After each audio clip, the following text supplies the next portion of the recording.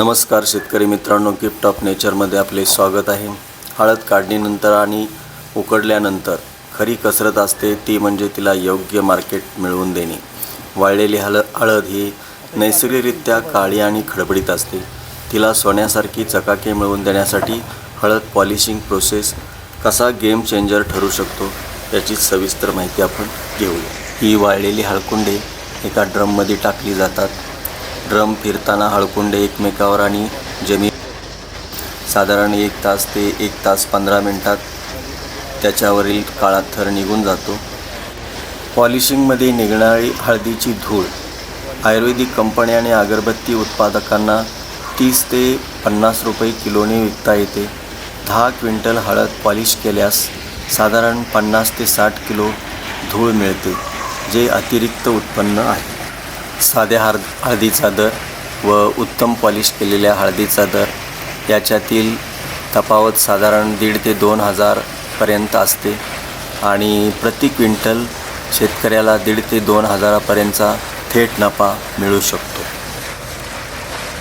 जे काम 10 मजूर दिवसभरात करतात ते काम हे मशीन अवघ्या 1 तास ते 1 तास 20 मिनिटात करते। 1 तास 20 मिनिटात करून देते। त्याचा शेतकऱ्यांना फायदाही होतो, कारण इतर काम करण्यासाठी मोकळीक मिळते। सांगा आता ह्याच्यामध्ये दर किती आहे हळदीचा, हळद बनवण्यासाठी?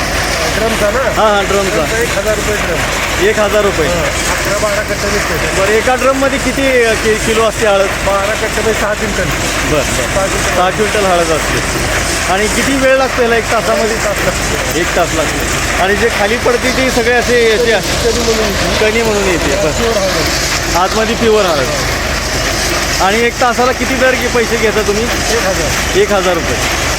आणि तुमचं नाव आणि हे सांगा की कुठून? सुरेश नारायण भोसले। बरं, मुक्काम निकमवाडी, काम चालू आहे। 1,000 रुपयाच्या मजुरीमध्ये हे काढताय तुम्ही? 6 क्विंटल हळद प्रोसेस होते। शेतकरी मित्रांनो, तुमची हळद व्यापाऱ्याला स्वस्त दरात विकण्याऐवजी फक्त ही एक प्रक्रिया करून तुम्ही हजारो रुपये जास्तीचे कमवू शकता। पहा आजचा खास व्हिडिओ। महत्त्वाची माहिती: हळद पूर्ण वाळलेली असावी। जर हळद ओली असेल तर ती मशीनच्या जाळीला चिटकून बसते आणि पॉलिश व्यवस्थित होत नाही। ड्रममध्ये हळद जास्त वेळ ठेवल्यास ती घासली जाऊन तिचे वजन कमी होऊ शकते।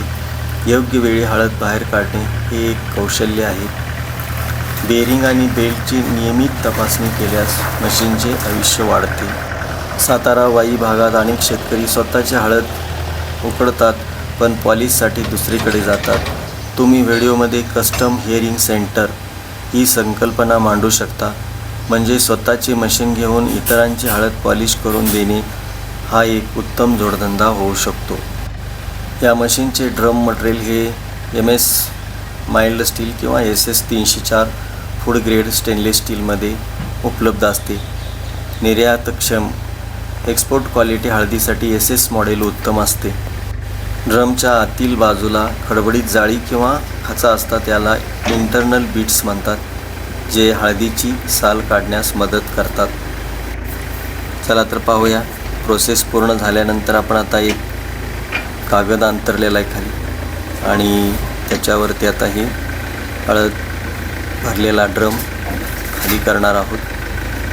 ते मशीनच्या साहाय्याने आपण पाहू शकता। सातारा आणि वाई पट्ट्यात सेलम आणि राजापुरी या हळदीच्या जाती जास्त प्रमाणात आहेत। राजापुरी हळदीला या मशीनद्वारे पॉलिश केल्यावर तिला जो नैसर्गिक केसरी पिवळा रंग येतो त्याला आंतरराष्ट्रीय बाजारात मोठी मागणी आहे। राजापुरी हळद ही गडद पिवळ्या रंगासाठी आणि जाडीसाठी तसेच औषधी गुणधर्मासाठी प्रसिद्ध आहे। राजापुरी हळदीसाठी मध्यम ते भारी पाण्याचा निचरा होणारी जमीन उत्तम असते। चुनखडीयुक्त जमिनीत हळद लावणे टाळावे। लागवडीसाठी रोगयुक्त मुक्त जोमदार आणि किमान 2-3 डोळे असलेली मातृकंद किंवा आपण त्यांना जेठे गड्डे असलेले वापरावेत। लागवडीपूर्वी सीड ट्रीटमेंट करणे अनिवार्य आहे, जेणेकरून कंदकुज लागत नाही। राजापुरी हळद हे 9 महिन्याची पीक असल्याने याला अन्नाची गरज जास्त असते.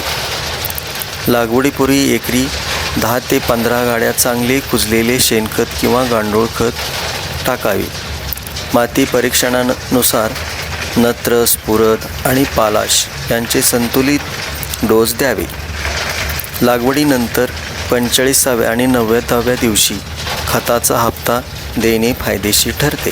हळदीला सतत ओलावा लागतो, पण पाणी साचून राहता कामा नये.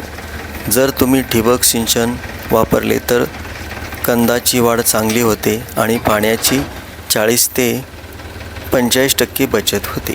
साधारणपणे भर हा लागवडीनंतर 3 ते 4 महिन्यांनी झाडाच्या बुंद्याला मातीची भर द्यावी. यामुळे कंद उघडे पडत नाही आणि त्याची वाढ जमिनीच्या आत चांगल्या प्रकारे होते. राजापुरी हळदीचा आकार वाढण्यासाठी हे सर्वात महत्त्वाचे आहे.